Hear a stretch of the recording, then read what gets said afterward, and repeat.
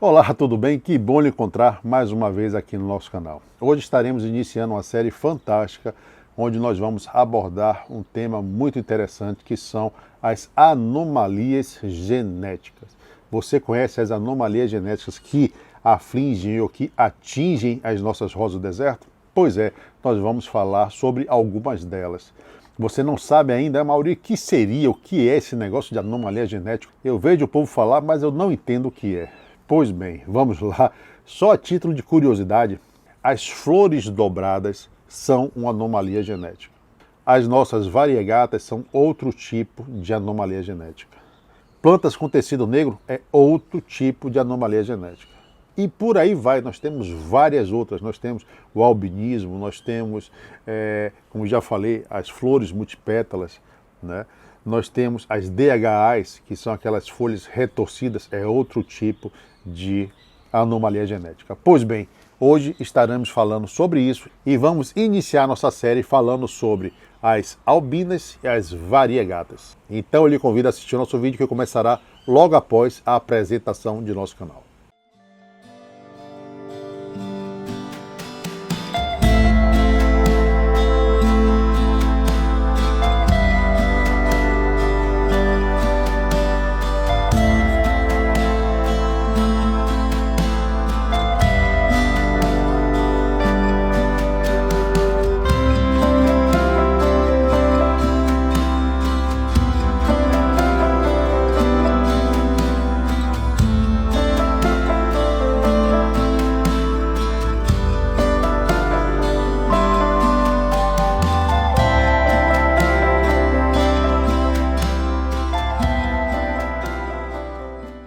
Pois muito bem, como eu falei para vocês, estamos iniciando essa série sobre anomalia genética e vamos iniciar essa série falando sobre o variegatismo ou sobre as variegatas.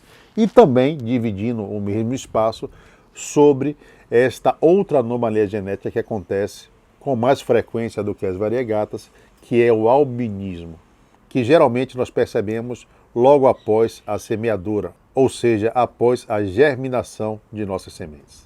E para este vídeo não ficar muito longo, nós resolvemos dividir ele em duas partes. Então hoje nós vamos estar assistindo a primeira parte, que fala sobre esta anomalia genética propriamente dita. E na segunda parte nós vamos ver tudo o que nós podemos fazer para tentar contornar ou salvar as plantinhas que por algum acaso nascem com o albinismo. Então venha comigo para aprender um pouco mais sobre esses assuntos, mas antes de iniciar o vídeo propriamente dito, eu aproveito para lhe convidar a contribuir, a ajudar o nosso canal. E como você pode fazer isso? De diversas formas, mas eu sempre peço aquela que eu acho a mais fácil. Se inscreva em nosso canal, basta vir aqui embaixo, ativar o botãozinho do inscreva-se e você estará fazendo parte de nossa família. Se possível, ative o sininho de notificações e se gostar do assunto, deixe o seu like. Mas chega de conversa. Se aproxime e vamos então aprender um pouco mais sobre o tema de hoje. Bom, aqui estamos novamente com essas plantinhas maravilhosas. E como foi falado anteriormente, hoje nós vamos estar falando sobre um assunto bem interessante que são as anomalias genéticas. Pois é, algumas anomalias genéticas são benéficas, são aceitas pelo mercado e outras anomalias genéticas terminam não sendo tão benéficas assim a nossas plantinhas. Nós vamos começar hoje falando sobre duas anomalias genéticas muito interessantes que acontecem a nível foliar das nossas pequenas. E que anomalias seriam essas, Amauri? Uma delas seria o albinismo, que são essas plantinhas que estão nesta fileira da frente, essas plantinhas daqui. E vamos falar também sobre as variegatas. Bom, são anomalias que acontecem nas plantas, é natural, é comum acontecer. Algumas acontecem com a incidência maior e outras com a incidência menor. Então, aqui, por exemplo, nós temos dois tipos de anomalia genética. O albinismo, que geralmente não é muito benéfico para a planta. Por quê? Porque essa planta não vai conseguir sobreviver. Essa plantinha vai germinar, vai sobreviver até o ponto que exista nutriente no seu embrião, consegue retirar um pouco de nutrientes do substrato, mas não consegue promover a fotossíntese. Por quê? Porque falta nessas plantinhas cloroplastos.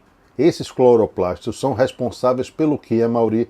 Pela coloração, dá para ver aqui, esverdeada nas suas folhas e em seus tecidos, e ele também faz parte, ou ele também é importante para que a planta consiga, então, fazer a fotossíntese. Então, se a nossa plantinha não conseguir fazer fotossíntese, ela não vai conseguir também completar a sua síntese proteica e, com isso, vai terminar definhando e morrendo.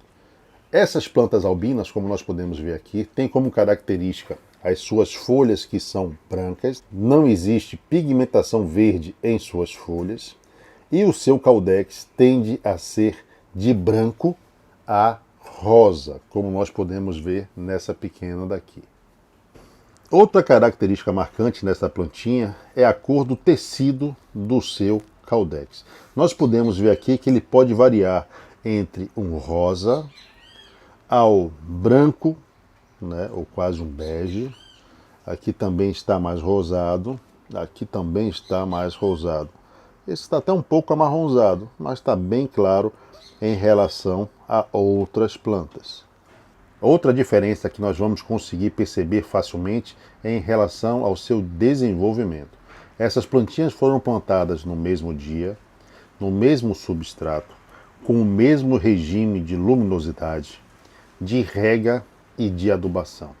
Ou seja, as plantas que têm a presença dos cloroplastos e conseguem fazer a fotossíntese se desenvolvem bem mais rapidamente do que as suas irmãs que não têm a presença de cloroplastos e não conseguem então fazer a fotossíntese. Ou seja, essas plantinhas que apresentam albinismo ou que são albinas não conseguem se desenvolver no mesmo ritmo das plantas normais, digamos assim, ou das plantas que têm cloroplastos e conseguem então fazer a fotossíntese normalmente.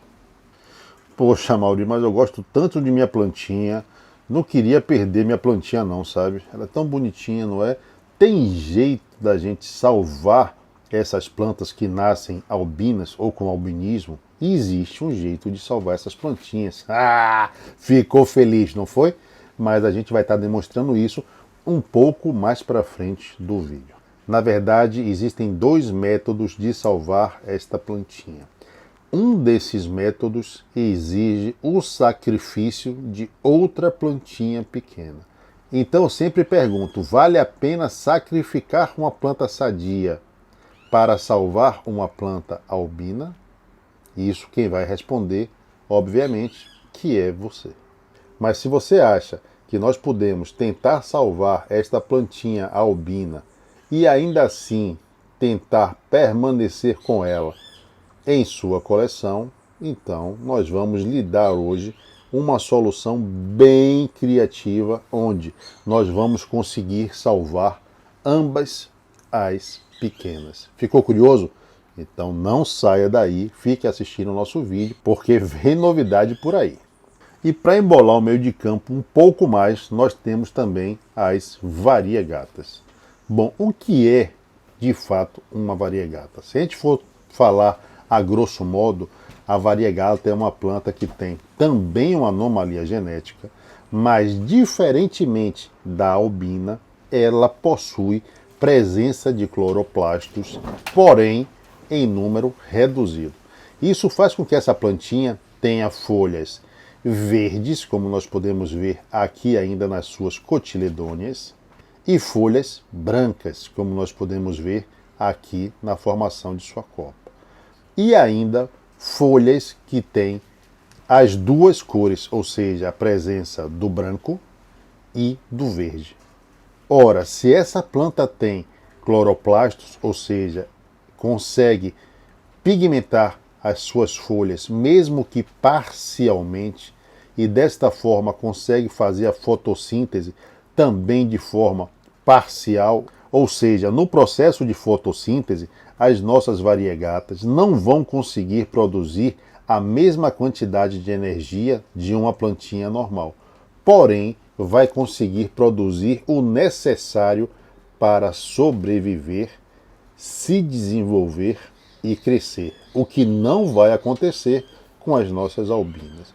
Então, não seria nenhum exagero falar que as variegatas tendem a crescer e a se desenvolver mais lentamente do que uma plantinha normal.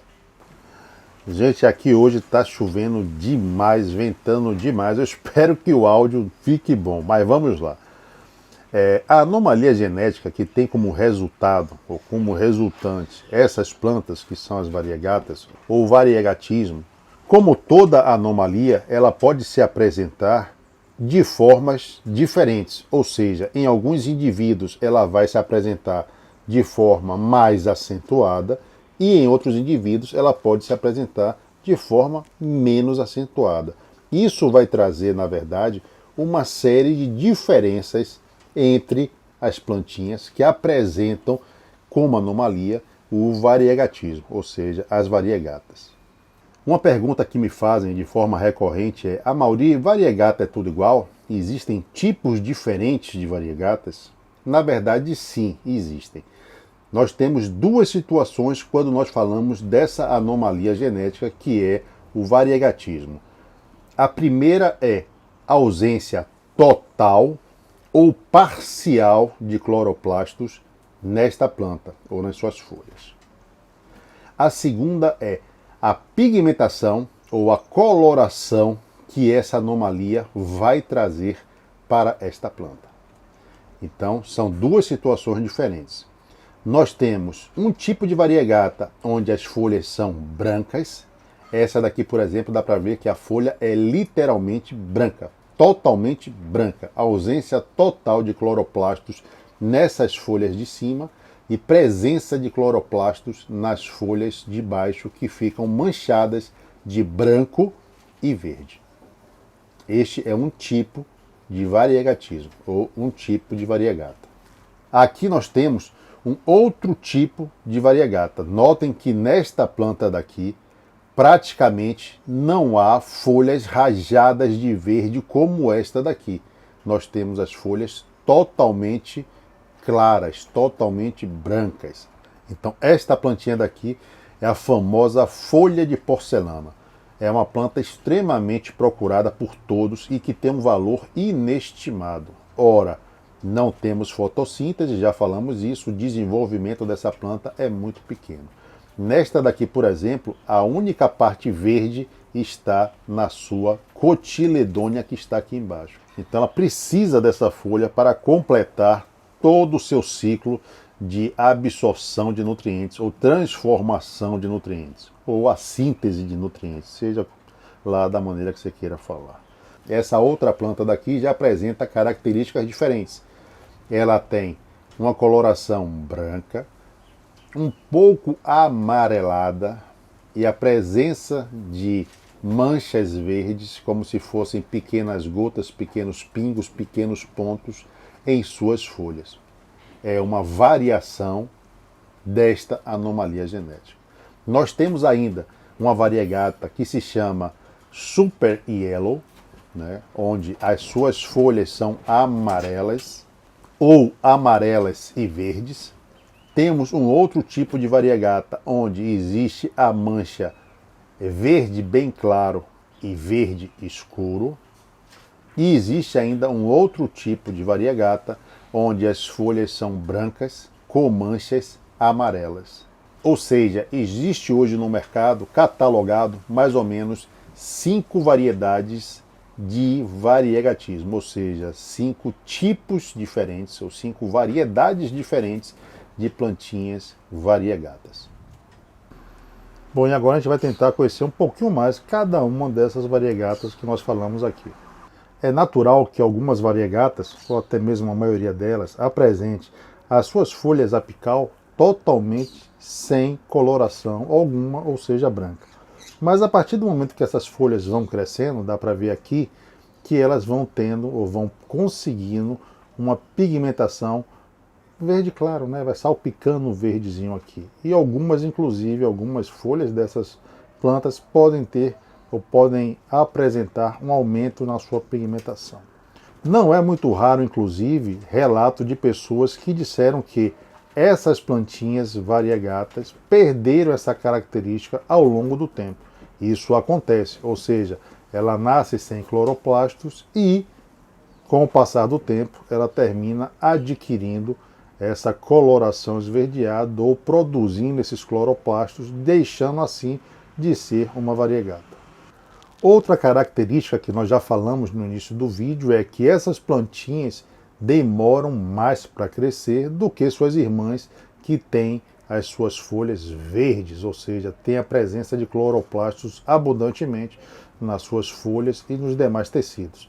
Então, algumas plantas que apresentam essa anomalia, mas que têm mais pigmentação, se desenvolverão mais rapidamente do que outras plantas que apresentam esta mesma anomalia, porém não têm praticamente pigmentação alguma. Ou seja, plantas com mais pigmentação se desenvolverão mais rapidamente do que plantas sem pigmentação alguma. Como, por exemplo, esta plantinha daqui vai se desenvolver mais rapidamente do que esta outra plantinha daqui. Por quê? Porque a plantinha da nossa direita ainda tem, mesmo com essa anomalia genética, pigmentação, ou seja, a presença de cloroplastos, e com isso vai conseguir fazer uma fotossíntese melhor e nutrir e fornecer então mais energia para que essa plantinha venha a se desenvolver e a crescer mais rapidamente do que essa nossa outra amiguinha aqui, que praticamente não tem cloroplastos algum. A maioria, e pode acontecer o inverso, ou seja, uma plantinha que não é variegata pode virar variegata. Eu não consegui encontrar na literatura científica nada que falasse sobre essa possibilidade. Mas, novamente, a gente encontra na literatura o inverso, ou seja, plantinhas que apresentam, esta anomalia genética perderem essa anomalia ao longo do tempo. Outro cuidado que nós devemos ter com essas plantinhas, qual que é? Essas plantas não devem ficar muito expostas ao sol. Por quê? Porque elas tendem a sofrer queimaduras em suas folhas muito facilmente. Essa anomalia não costuma aparecer tão facilmente, ou seja, as albinas acontecem, ou nós encontramos as albinas muito mais facilmente do que as variegatas. Isso termina conferindo a essas pequenas daqui um alto valor no mercado. Por quê? Porque os colecionadores sempre querem ter esta plantinha na sua coleção. Aí nós vamos cair naquela velha máxima do capitalismo, Quanto maior a procura e mais escasso for o produto, mais caro tende a ser esse produto. É o que acontece com as variegatas. Geralmente, essas plantinhas custam um pouco mais caro do que uma plantinha normal. Mas, ainda assim, vale muito a pena investir e ter uma plantinha dessa na sua coleção. Outra dúvida bem recorrente é em relação aos cuidados que nós devemos ter com a variegata. Nós podemos regar da mesma forma? Sim. Nós podemos adubar da mesma forma? Sim. Nós podemos deixar no sol? Sim. Porém, com uma ressalva. Deve pegar apenas a luz da manhã, as primeiras horas de sol. Depois disso, ela deve ficar à meia sombra, no sombrite, ou em algum lugar que seja mais resguardado do sol, porém que tenha luminosidade. Mas a Mauri, você falou que ia mostrar pra gente, ou ia nos dizer, como eu posso salvar as minhas albinas. Pois é, então nós vamos contar tudo o que nós podemos fazer para salvar essas plantinhas que têm essa anomalia genética chamada albinismo, mas isso tudo no nosso próximo vídeo. Então nós vamos encerrando aqui a primeira parte do nosso vídeo, mas não se preocupe, porque a segunda parte vai estar ainda melhor. Então eu espero você para assistir a segunda parte e ver tudo o que nós podemos fazer ou tudo o que nós fizemos para salvar as nossas pequenas albinas. Bom, e desta forma chegamos ao final de mais um episódio, de mais um capítulo, de mais um vídeo aqui em nosso canal. Quero lhe agradecer muito por ter assistido o nosso vídeo. por ter se inscrito em nosso canal. Ah, você não se inscreveu? Aproveite e se inscreva agora. Se tiver alguma dúvida, aproveite também, deixe aqui embaixo que eu vou ter o maior prazer em ler e lhe responder. Lhe convido também a assistir os outros conteúdos que temos aqui no nosso canal. São mais de 200 vídeos falando sobre os mais diversos assuntos e tirando quase todos os tipos de dúvidas que você possa ter sobre o cultivo de suas pequenas rosas do deserto. Mas antes de ir embora, eu reforço o convite que eu fiz lá na frente, se lembra? Se possível, se inscreva no nosso canal, ajude o nosso projeto a crescer, divulgue os nossos vídeos. Bom, vou ficando por aqui, mas como sempre, beijos a quem é de beijos, abraços a quem é de abraços, mas para quem é guloso, como eu, como você, ou como as nossas plantinhas aqui, muitos, mas muitos beijos e abraços carinhosos. Bem, mas sempre antes de sair nós indicamos 2 vídeos para que você possa assistir. São esses 2 vídeos daqui. Em um deles, que é esse daqui, nós vamos estar falando sobre um assunto bem interessante, que é o alongamento de caudex, uma técnica chamada anaconda. E esse outro daqui também é um vídeo bem interessante, o pessoal procura muito. É uma visita que nós fizemos ao sítio do nosso amigo Pedrão. Convido você a assistir a esses vídeos, espero que vocês gostem e até a próxima. Tchau, tchau.